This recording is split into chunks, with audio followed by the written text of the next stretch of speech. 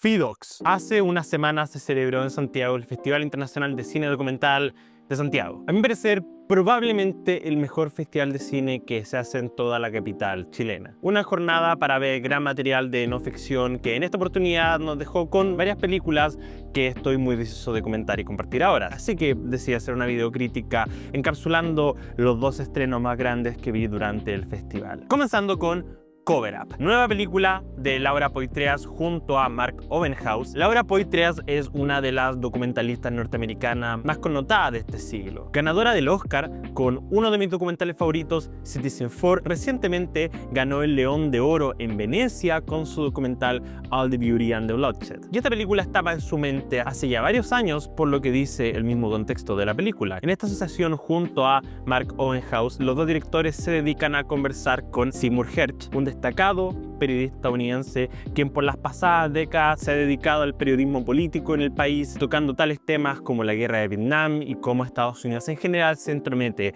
en otros países en relación en general a cómo Estados Unidos se dedica a cubrir los hechos atroces que comete. De ahí el título. Este documental estaba tan arriba en mi expectativa de cosas que ver en FIDOX que de hecho intenté verla en TIFF hace un par de meses y no pude verla porque estaba hiperagotada. Esta película va a ser distribuida por Netflix, así que muy pronto deberían poder verla online. Y diría que en general es un excelente y preciso retrato de qué significa la libertad de expresión para la prensa. Una cosa que se menciona durante el documental es esta idea de que en Estados Unidos no existe tanto así como la censura directamente, sino más bien la autocensura, como los periodistas muchas veces deciden no hablar de ciertos temas porque consideran que no solo van a ser controversiales, sino que van a estar directamente en contra de los intereses del país. Y es muy interesante ver este punto de vista porque el filme desenmascara y comenta cosas que la CIA ha hecho que son horribles, tanto así como masacres en Vietnam, hasta incluso el golpe de Estado aquí en Chile. Hay un pequeño segmento de esta película que se dedica a hablar sobre cómo la CIA fue responsable de derrocar a Salvador Allende y poner a Pinochet en el poder. Y Seymour Hersh además es una figura muy entretenida. Él es un personaje con un claro carisma en cámara y por lo mismo uno se enamora bastante de su personalidad, por cómo él habla de estas cosas y por su historia en general, por la calidez y valentía con la que ataca estos temas, cómo se enfrentó a la potencia más grande del mundo y en muchos casos salió perdiendo. Una cosa fascinante que el filme comenta es la relación de Seymour Hersh con las personas que entregan esta información. Muchos de ellos quienes nunca darían sus nombres porque podrían perder el trabajo y que solo se sienten comodidad de hablar sobre el tema cuando ya están muertos. De hecho, hay un momento bastante tenso en el contexto del documental en que él comenta que hacer toda esta película fue un error porque dentro de los documentos que están revisando hay nombres que no deberían estar ahí, que no deberían ser públicos. Y es muy fascinante cómo el tema central del filme es la cobertura, cómo Estados Unidos cubre estos hechos atroces y se vende a sí misma como el portavoz de la libertad cuando son todo menos eso, cuando se dedican precisamente a coartar la libertad no solo de otros países, sino que la libertad de prensa misma que existe en el país. Y cómo el protagonista, Seymour Hersh, vivió una vida bastante dura porque siempre tuvo que nadar contra corriente. Él puede haber tenido todo mucho más sencillo si solo hubiera seguido las reglas y convenciones del periodismo en ese momento, pero él tuvo que nadar a contracorriente para poder filtrar secretos de Estado que probablemente pusieron un precio sobre su cabeza. Probablemente muchos dentro de la CIA habrían deseado verlo muerto. Ahora, el mayor problema no es la carne del documental, sino más bien la aproximación que tiene, que es que se siente como un trabajo con bastante distancia. Como le mencioné, Laura Poitras es una de mis documentalistas favoritas. Creo que ella es una increíble audiovisual, quien tiene un lente y una voz bastante mordaz para hablar de estos temas, pero cuando lo contrasto con, a mí me parece su mejor trabajo, Citizenfour, en esa película ella estaba metida con las manos en el barro y estaba ahí trabajando directamente con Edward Snowden para sacar esta historia, mientras que acá la película se siente con completa distancia. Hay mucho uso de material de archivo y en general es un muy buen resumen de la vida de Seymour Hersh. Pero en gran escala uno pensaría, ¿cuál es realmente el trabajo de este documental? ¿Es solo resumir la vida de Seymour Hersh o debería hacer más que eso? Porque desde un punto de vista puramente artístico, puramente estético, esta es una larga conversación con una persona con material de archivo entre medio y siento que, como digo, artísticamente no es la cosa más vibrante posible y se siente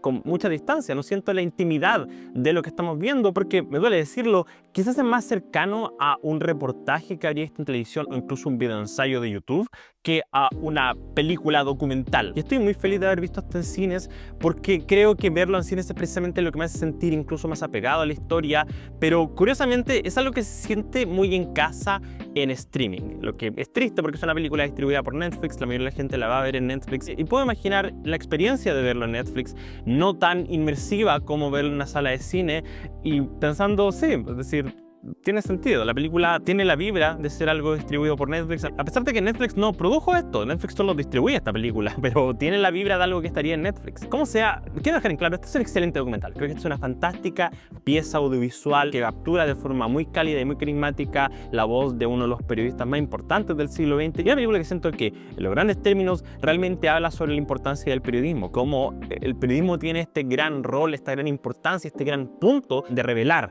lo que está allá afuera. No se pierdan esta película, como les digo, va a estar muy pronto en Netflix, así que si tienen la oportunidad de verla, vayan y véanla, porque puede ser que les abra los ojos sobre cosas horribles que han pasado en este mundo. Cover Up es un potente 7 de 10. Y la otra gran película que vi, Nuestra Tierra, de Lucrecia Martel. Lucrecia Martel, una de las más grandes directoras del siglo XXI en Latinoamérica. Autora argentina, quien repetidas veces se ha categorizado como esta gran voz del Cono Sur en grandes películas como La Niña Santa, La Ciénaga y su más reciente trabajo, Sama. Y Sama fue hace 8 años. Si bien ella estaba haciendo un par de cortometrajes entre medio, este filme corta un silencio de 8 años desde su último largometraje y es además su primer documental. Ya la película estuvo muchos años en producción. Este documental narra el asesinato del líder indígena Javier Chocobar el año 2009 en el norte de Argentina, de la mano del empresario Darío Armin. El documental conversará con distintos miembros de la comunidad, además de retratar el juicio relacionado. Una cosa que es inmediatamente interesante de este documental es que sea el primer documental de Lucrecia Martel. Lucrecia Martel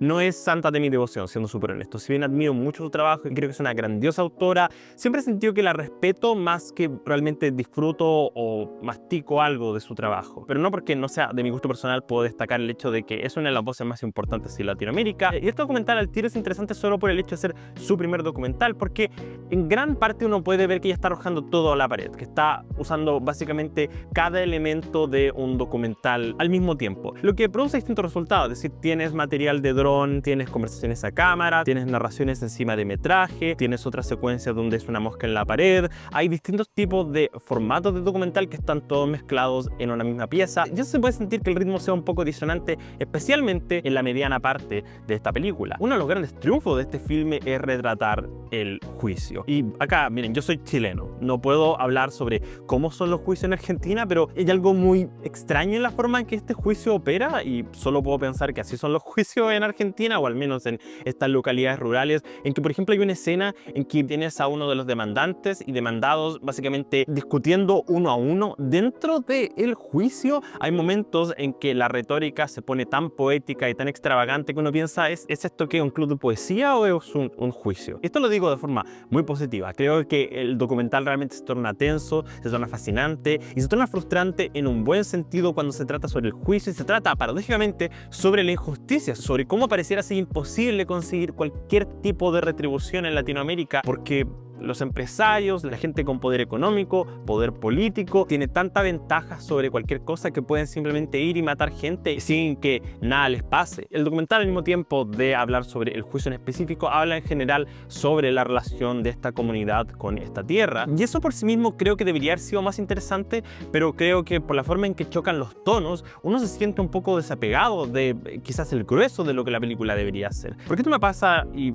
sentí un poco conversando con otras personas sobre este documental. Si yo leyera sobre esta película, la parte más interesante debería ser la relación de la comunidad con la tierra y cómo esas tierras han sido despojadas de ellos, han sido dadas a otras personas, y cómo el poder económico básicamente les permite eliminar a la comunidad de este lugar. Pero por la forma en que está hecho, uno se siente un poco desapegado de la historia, y cuando esta comunidad empieza a hablar sobre estas cosas, yo no sé lo que debería estar sintiendo, no sé qué debería estar sacando.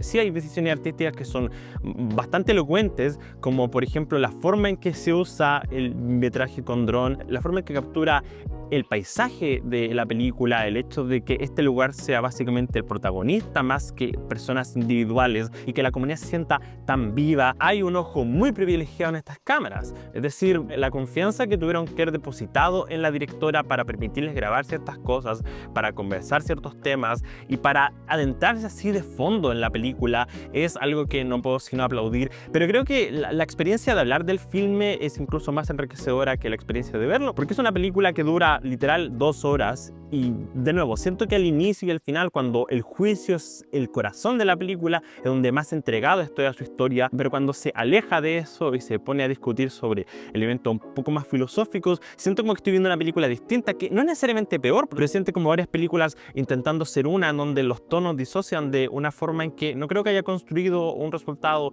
100% exitoso. Ahora, esto es algo absolutamente recomendable. Si bien no estaría dentro de mi lista de lo mejor del año, aun cuando esta película oficialmente creo que va a estrenarse en 2026, sí creo que es lo suficientemente interesante, lo suficientemente dramática y frustrante en todos los buenos sentidos como para decir, deberían ver esta película, deberían ver este documental. Este es un gran trabajo lleno de ira, lleno de rabia, lleno de dolor por la situación que se está viviendo en este lado del mundo, y genera una pieza que creo que si sienten algún tipo de interés deberían ver. No es algo que yo he llamado, de alguna forma pienso que es una película que quizás mejoraría en futuras vistas, pero también, y esto me pasa de repente con algunas películas, no tengo tampoco tantas ganas de verla de nuevo por lo denso del material y porque tiene un segmento con el que mantengo tanta distancia.